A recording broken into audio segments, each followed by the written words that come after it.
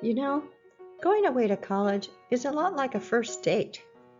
You've admired from afar, got up the nerve to ask for acceptance, and got a yes. Now you're getting ready and wondering just what it's going to be like when you get there. Well, as with most first dates, there are bound to be surprises. So I've put together a handy collection of secret tips that you just might find useful.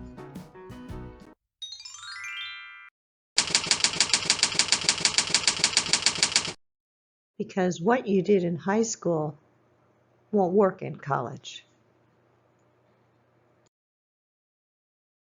The main reason that what you did in high school won't work in college is because you're one of those people who found high school pretty easy, even when you took those difficult classes. By that I mean that you could often wait to pretty much the last minute to do assignments, and you got by without working too hard every day. College will be different for two main reasons. First, your schedule will be entirely up to you. That's good and bad, right? You'll have less built-in structure, like fitting your schedule into your family's schedule, and you'll have less support, like teachers and parents reminding you about deadlines all the time. At the same time, it's also more fun and rewarding to be in charge of your own life. And second, college classes can be quite different from high school classes. They tend to cover more ground, and professors are usually pretty strict about deadlines and test dates. They hand you a syllabus on day one, and then it's up to you to adhere to all the deadlines and requirements. In addition, only a small percentage of what you need to learn is going to be covered in class, and you may get less feedback than you're used to. Instead, students are pretty much expected to teach themselves. On the other hand, most professors are pretty lax about attendance. They don't care whether you come to class or not, as long as you learn the material and meet the deadlines. And your classes will be much more interesting and relevant. So college can be better than high school in many ways, but you may need some new strategies to be successful and really enjoy the experience. So what are the secret tips? I'm going to share with you 4 tips about learning that have come from recent discoveries about how the brain works. We didn't know these things when I went to college. In fact, some were surprises even to the researchers. These discoveries show how you could be learning more without any extra effort by taking advantage of the brain's natural tendencies and processes. But first, we need to take a look at how learning actually happens. In a simplified model of learning, we refer to 2 main parts of memory: short-term, sometimes called working memory, and long-term memory. Short-term memory is temporary and capacity is limited. For example, you can probably divide 351 by 13 in your head, but you probably can't do it while turning left on a busy 4-lane highway, or you shouldn't. Your short-term capacity can be increased through practice, though, and yours has probably grown significantly since you started high school. Long-term memory, on the other hand, has an essentially unlimited capacity and can hold on to concepts indefinitely. The way we learn something is that we first see or hear it, and then, if we're paying attention to it, we encode it into a form that can be stored in short-term memory. Then, if we want to remember the information, we rehearse it, repeating it over and over in our mind while it resides in short-term memory, until it's consolidated. That is, it becomes stable enough to be stored in a neural pathway in long-term memory. And finally, when we need the information, we retrieve it. That process copies the information from long-term memory and places it into short-term memory, where we become aware of it and can use it. It turns out that the more frequently we try to remember an idea, the stronger and more permanent its neural pathway becomes. So here are those secret tips to make you more successful in college.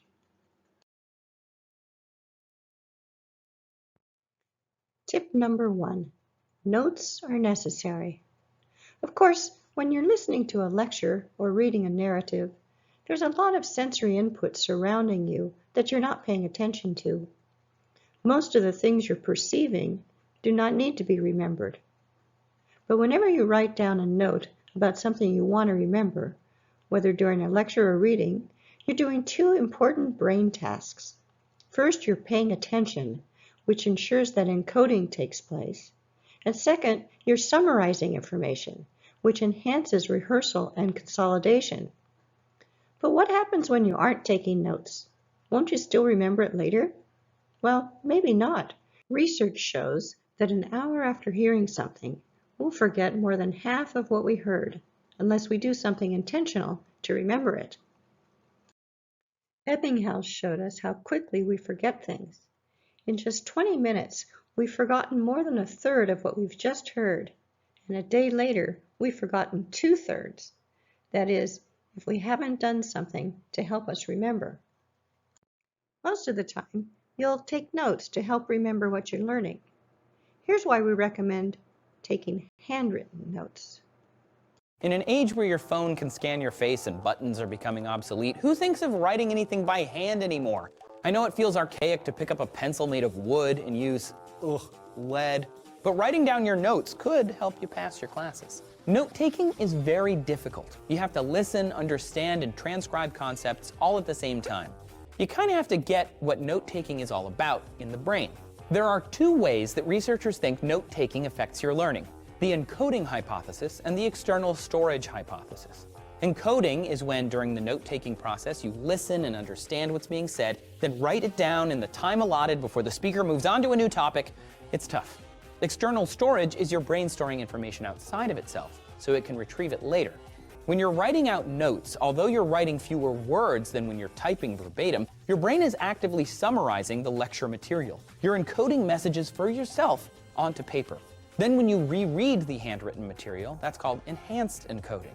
Means you're both encoding and storing the knowledge externally, and that's considered a superior method for concepts. If we don't make an effort to retain information, we lose the data on an exponential basis. It's called Ebbinghaus's forgetting curve. Unless you constantly review material, your ability to remember new material will continue to decline over time. It's like a muscle. To learn requires practice. The good news from this information is that by taking notes, you kickstart your brain to organize concepts in a way that makes it easier to retrieve them later. Summarizing what you are hearing or reading engages your brain in rehearsal processes that immediately start to strengthen ideas as they're prepared to be consolidated into long-term memory. Of course, the sooner you take notes, the less forgetting occurs, and handwriting notes keeps you attentive and actively engaged in the material in ways that are typically lacking when you type verbatim on a laptop. So notes are definitely necessary. Tip number 2, cultivate curiosity. It happens.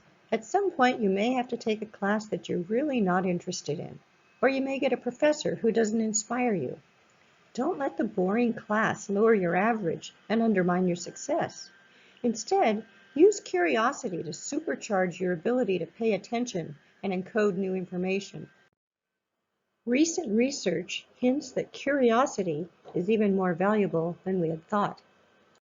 Our study revealed 3 major findings. Curiosity seems to put the brain in a state that it's very conducive to learning. So you could think of it something like a vortex that draws in things that you're motivated to learn, but it draws in everything around it.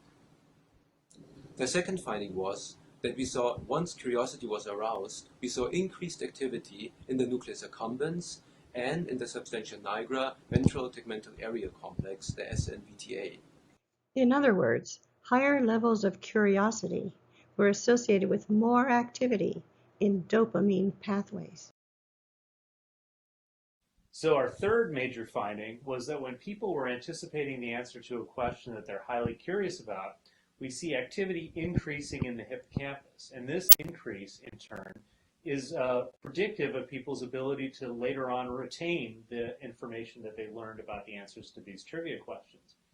So putting it all together, curiosity seems to increase interactions between the SNVTA and the hippocampus, and that seems to put the brain in a state that's more likely to retain new information, even if that information is not what got you curious in the first place.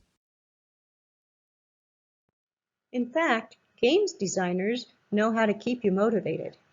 They start by making you establish an attractive goal, like, I want to reach the next level. Then they provide information that helps you recognize that the task required is both challenging and achievable. They provide useful feedback at critical junctures, and they reward you throughout the game as you achieve even small successes along the way. The good news from this information is that being curious makes your brain ready to learn whatever is encountered next, even if it's something you're not actively interested in.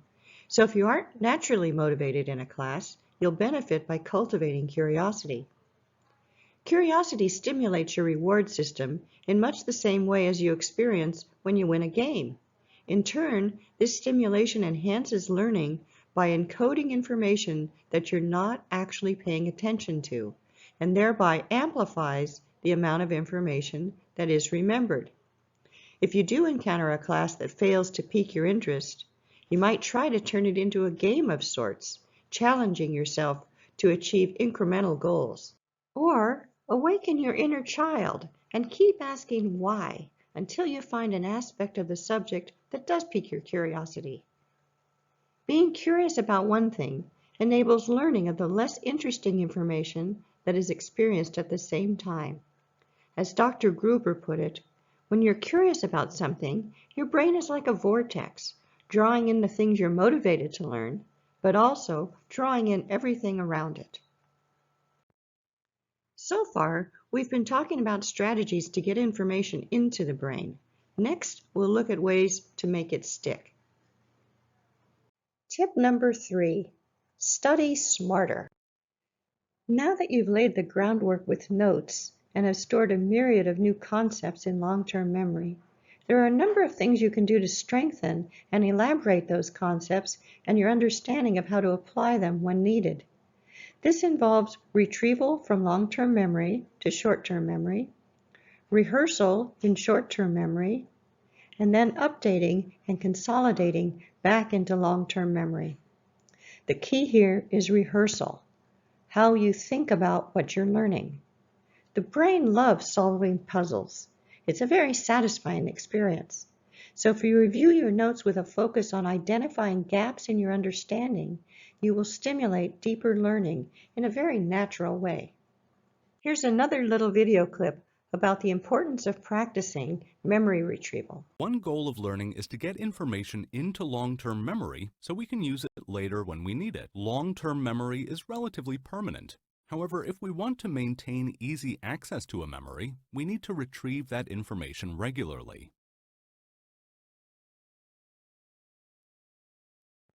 Here are 5 research-based strategies for studying that are guaranteed to make your study time more productive. First, taking a break while working on a difficult problem increases the probability that you will solve the problem and shortens the time it will take. Experts recommend working on a problem for about 45 minutes or an hour and then taking a distraction break for 5 or 10 minutes. This is a specific kind of break that is a complete distraction from studying. Check email, eat something, exercise, and always set a timer. This intellectual pause gives your brain an opportunity to consolidate newly acquired information into long-term memory and help prevent overloading short-term memory. You do have to return to what you were working on, but you're more likely to solve a problem or have an aha moment after taking a break than if you had continued working straight through. Second, when you test yourself on what you've been learning to identify gaps in your understanding, you accelerate learning. Your brain loves to fill in the gaps. Several studies showed that students who dedicated half of their study time to self-testing increased their scores a week later by at least 30% compared to students who didn't test themselves. Self-testing could be going through questions from the textbook, mentally reciting relevant facts or terms from memory, or asking yourself to elaborate on what you meant as you read through your notes. The goal here is to point out gaps in your understanding so your brain can work on closing them. Third, You might have been very successful with cramming so far, but that is because your short-term memory could hold enough information to pass the test you were taking in the next day or two. That's probably going to change with college classes. Cramming puts lots of information into short-term memory, but deeper understanding requires storing information in long-term memory. A better strategy to achieve deeper understanding is incremental study. Let's say you were going to spend 4 hours Sunday night cramming for a test on Monday morning. A better strategy would be to spend an hour per night on Wednesday, Thursday, Friday, and Saturday, and then no studying on Sunday. Those long breaks between study periods allow your brain to consolidate the concepts you're learning and store them in long-term memory where they can be retrieved more easily. One study showed that students learned twice as much material when they studied in increments than when they studied the same amount of time the day before the test. Double the recall with no extra time and no extra effort. Fourth, many college students say that procrastination is their biggest impediment to success in their classes. With a little twist, you can still procrastinate a little. As soon as you get a new assignment, write down the title of the project and think about it for 15 or so minutes, jotting down a few ideas. Then put it out of your mind for a few days until you're ready to really work on it. This begins an internal conversation about the subject in your brain that takes place in the background without you even being aware of it. By the time you've gathered resources to begin the project in earnest, you'll already have a lot of ideas sitting ready to retrieve from memory. And these ideas wouldn't exist if you hadn't spent that 15 minutes on it several days before. And fifth, everyone agrees the best way to learn something is to teach it.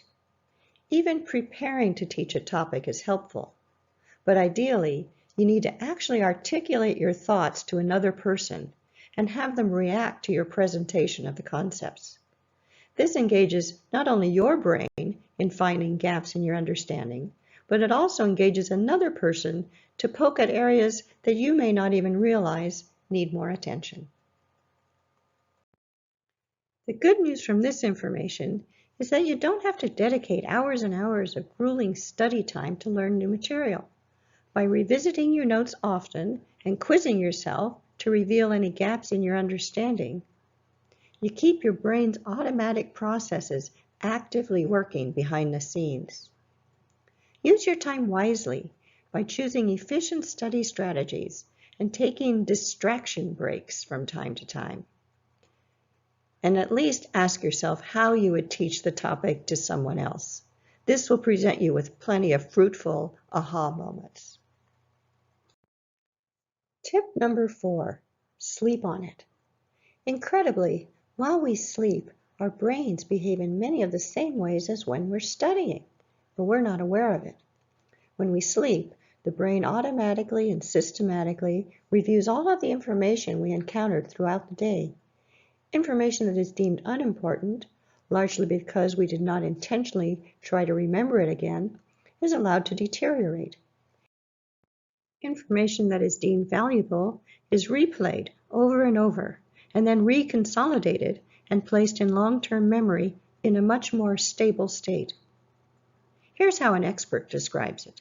Whether you're cramming for an exam or trying to learn a new musical instrument or even trying to perfect a new sport, sleep may actually be your secret memory weapon. Studies have actually told us that sleep is critical for memory in at least 3 different ways. First, we know that you need sleep before learning to actually get your brain ready, almost like a dry sponge, ready to initially soak up new information. And without sleep, the memory circuits within the brain effectively become waterlogged, as it were, and we can't absorb new information. We can't effectively lay down those new memory traces.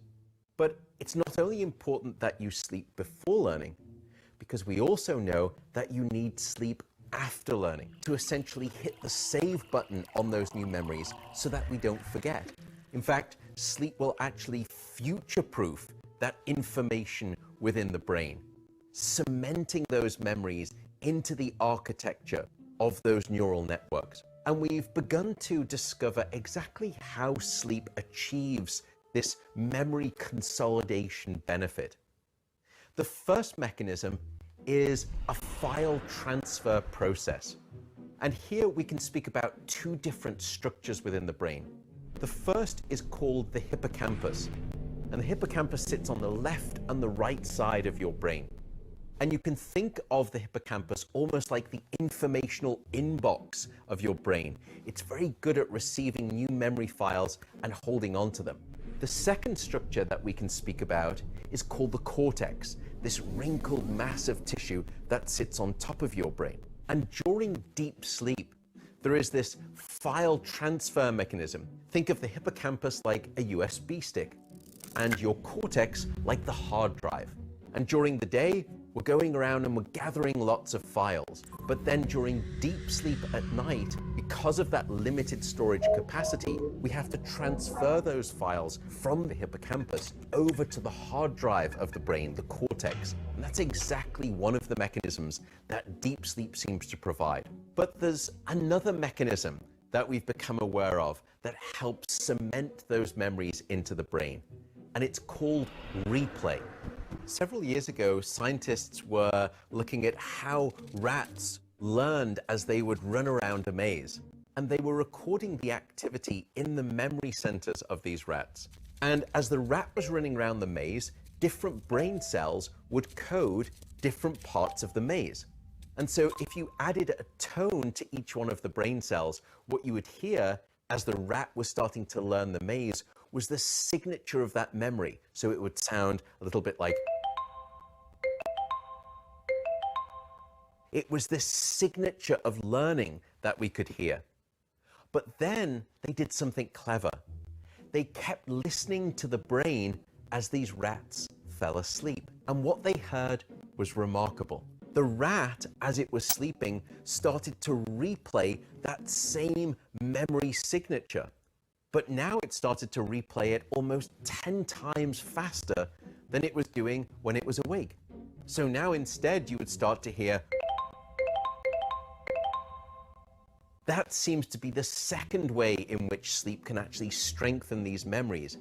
Sleep is actually replaying and scoring those memories into a new circuit within the brain, strengthening that memory representation. The final way in which sleep is beneficial for memory is integration and association. In fact, we're now learning that sleep is much more intelligent than we ever imagined. Sleep doesn't just simply strengthen individual memories. Sleep will actually cleverly interconnect new memories together. And as a consequence, you can wake up the next day with a revised mind-wide web of associations. We can come up with solutions to previously impenetrable problems. And this is probably the reason that you've never been told to stay awake on a problem. Instead, you're told to sleep on a problem. And that's exactly what the science is teaching us.